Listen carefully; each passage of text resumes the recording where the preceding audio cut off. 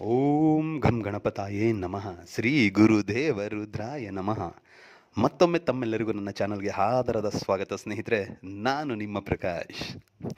ಸ್ನೇಹಿತರೆ, ಇಂದು ನಾನು ನಿಮಗೆ ಯಾರು ನಮಗೆ ಶತ್ರುಗಳು ಯಥೇಚ್ಛವಾಗಿದ್ದಾರೋ, ಅದರಲ್ಲೂ ಕೆಲವು ಜನ ತುಂಬ ಕಿರಿ ಕೊಡಿದವರು, ಅಂಥವರು ಅವರೇ ಹುಚ್ಚರಾಗಿ ಅಲಿಬೇಕು.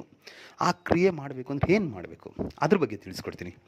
ಅದಕ್ಕೂ ಮುಂಚೆ ನನ್ನ ಚಾನಲ್ನ ಸಬ್ಸ್ಕ್ರೈಬ್ ಮಾಡಿಲ್ಲ ಅಂದರೆ ಸಬ್ಸ್ಕ್ರೈಬ್ ಮಾಡಿ, ಲೈಕ್ ಮಾಡಿ, ಶೇರ್ ಮಾಡಿ, ಹಾಗೆ ಬೆಲ್ ಐಕಾನ್ ಬಟನ್ ಪ್ರೆಸ್ ಮಾಡೋದನ್ನ ಮರಿಬೇಡಿ ಸ್ನೇಹಿತರೆ. ಏಕೆಂದರೆ ಮುಂದೆ ನಾನು ಏನು ವೀಡಿಯೋಸ್ ಬಿಡ್ತೀನಿ ಆ ವೀಡಿಯೋಸ್ ಎಲ್ಲರಿಗಿಂತ ಮುಂಚೆ ನಿಮಗೆ ಬಂದು ತಲುಪುತ್ತೆ. ಮತ್ತು ಇನ್ನೊಂದು ಸ್ನೇಹಿತರೆ, ಮುಂದೆ ನಿಮಗೆ ಯಾವ ರೀತಿಯ ವೀಡಿಯೋಸ್ಗಳು ಬೇಕು ನನಗೆ ಕಮೆಂಟ್ಸ್ ಬಾಕ್ಸ್ ಮಾಡಿ, ಆ ರೀತಿಯ ವೀಡಿಯೋ ಬಿಡೋದಕ್ಕೆ ನಾನು ಪ್ರಯತ್ನ ಪಡ್ತೀನಿ. ಮತ್ತು ನಿಮಗೆ ಏನಾದರೂ ಗೊಂದಲ ಸಂಶಯ ಇದ್ದರೆ ಡಿಸ್ಪ್ಲೇ ಮೇಲೆ ಏನು ಕಾಣುತ್ತೋ ಆ ನಂಬರ್ ಅದಕ್ಕೆ ವಾಟ್ಸಪ್ ಮಾಡಿ, ನಾನು ನಿಮಗೆ ತಿಳಿಸ್ಕೊಡ್ತೇನೆ. ಸ್ನೇಹಿತರೆ, ಈ ಕ್ರಿಯೆ ಮಾಡೋದಕ್ಕೆ ನಿಮಗೆ ಒಂದು ಮಣ್ಣಿನ ದೀಪ ಬೇಕಾಗುತ್ತೆ, ಮತ್ತು 2 ಲವಂಗ ಬೇಕಾಗುತ್ತೆ, 2 ಏಲಕ್ಕಿ ಬೇಕಾಗುತ್ತೆ, ಮತ್ತು ಅವರ ಫೋಟೋ ಬೇಕಾಗುತ್ತೆ. ಈ ಕ್ರಿಯೆಯನ್ನು ನೀವು ಮಂಗಳವಾರ ಇಲ್ಲ ಗುರುವಾರ ಮಾಡಬೇಕಾಗುತ್ತೆ. ಮೊದಲಿಗೆ ಏನು ಮಾಡಿ ಸ್ನೇಹಿತರೆ, ಯಾವತ್ತು ಮಾಡ್ತೀರೋ ಆವತ್ತು ಇದನ್ನು ಆದಷ್ಟು ನೀವು ಸಂಜೆಯ ಟೈಮಲ್ಲಿ ಮಾಡಿದ್ರೆ ತುಂಬ ಒಳ್ಳೆಯದು. ಈ ಕ್ರಿಯೆ ಮಾಡೋದು ಯಾರಿಗೂ ಗೊತ್ತಾಗಬಾರ್ದು, ಯಾರಿಗೂ ಹೇಳಬಾರ್ದು. ಮತ್ತು ನಿರ್ಜನ ಪ್ರದೇಶ ಇಲ್ಲ ಅಂದರೆ ನಿಮ್ಮ ಏಕಾಂತ ಸ್ಥಾನದಲ್ಲಿ ಮಾಡಬೇಕಾಗುತ್ತೆ.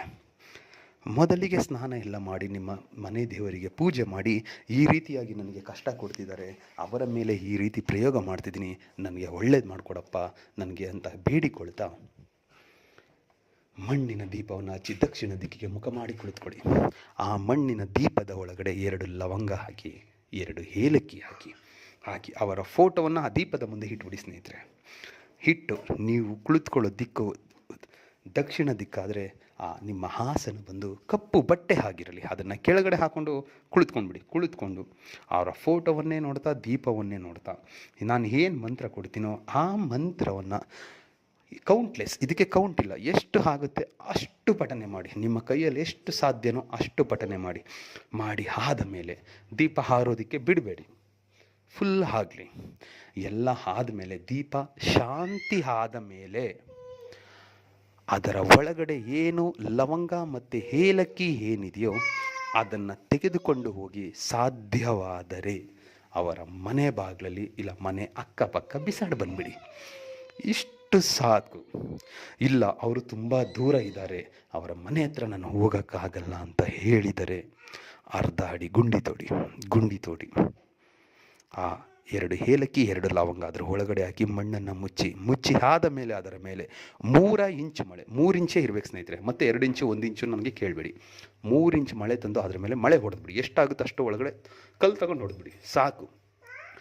ಆಮೇಲೆ ನೋಡಿ ಸ್ನೇಹಿತರೆ, ಅವರು ಎಷ್ಟು ಹುಚ್ಚರಾಗಿ ಅಲಿತಾರೆ ಅದು ನಿಮಗೆ ಗೊತ್ತಾಗುತ್ತೆ. ಅದಕ್ಕೆ ಮಂತ್ರ ಹೀಗಿದೆ: ಓಂ ಶ್ರೀ ಭೈರವಾಯ್ ನಮಃ. ಮಂತ್ರ ಇನ್ನೊಂದು ಸಾರಿ ಹೇಳ್ತೀನಿ ನೋಡಿ ಸ್ನೇಹಿತರೆ, ಓಂ ಶ್ರೀ ಭೈರವಾಯ್ ನಮಃ. ಈ ಚಿಕ್ಕದೊಂದು ಕಾಲ ಭೈರವನ ಮಂತ್ರ ಪಠನೆ ಮಾಡಿ ಸಾಕು, ನಿಮಗೆ ರಿಸಲ್ಟ್ ನಿಮ್ಮ ಕಣ್ಣು ಮುಂದೆ ಸಿಗುತ್ತೆ. ಎಲ್ಲರಿಗೂ ಮಂಗಳವಾಗಲಿ.